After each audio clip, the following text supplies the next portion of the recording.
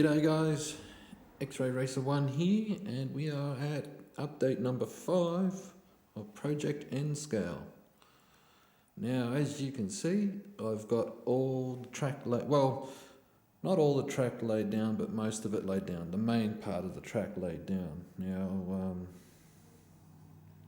I was thinking of doing a bit of a tutorial on laying down the track, but time got away from me, and as you can see, I've got it all laid down, and it took me most of the day to do the two main lines, and it went together quite easily. There was a few little hitches here and there, but it's I've got all the wires and everything down for the track,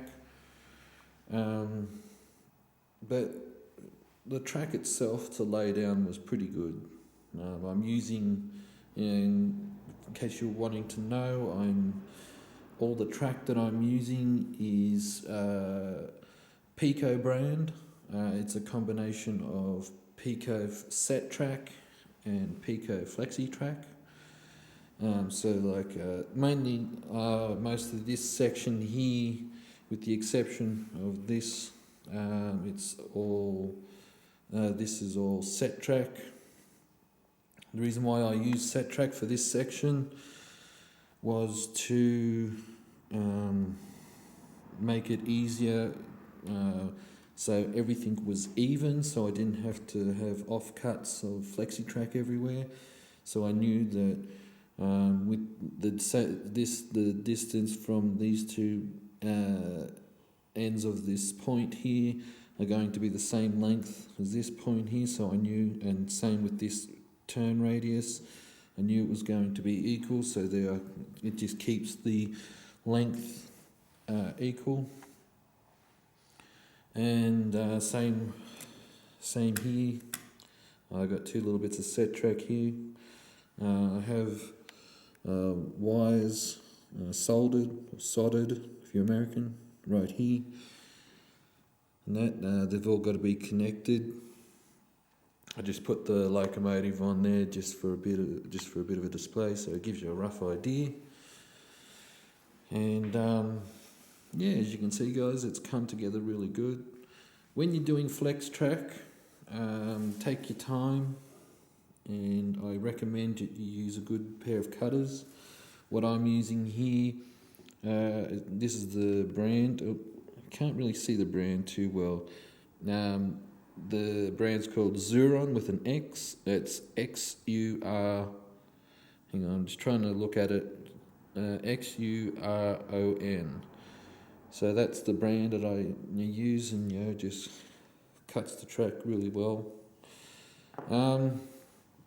What I have done, because while I am using it's a DC power supply, because usually with DC layouts, like the power source, you have feeder wires, but what I've done is I have broken the power into two sections. So in other words, all the power is coming from the one unit, but I have broken it into two sections. So I have power wires here, and I have power wires just over here. So as you can see, I've got the wires and that laid down.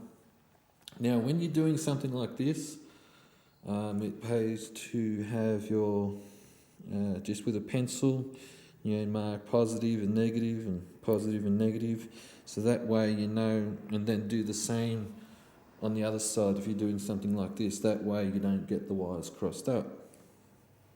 And so what this does is, while it's not a massive layout, but fairly big, I don't want any power drop during the running of my locomotives,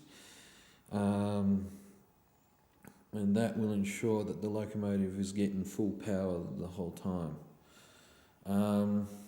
Because while I try to have as least amount of joints as possible, like it's inevitable, I've got joint here, joint here, and so forth. While it is inevitable to have joints, I wanted the least amount as possible, and so by having the power split in the two sides, it just eliminates any possibilities of a loss of power.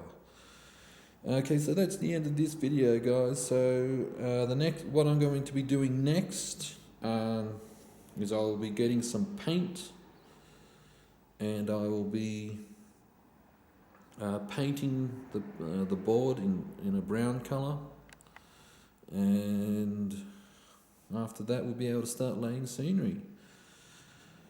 So guys, if you have any questions, don't hesitate to ask. I'll try to answer them as best as I can, and I'll see you later.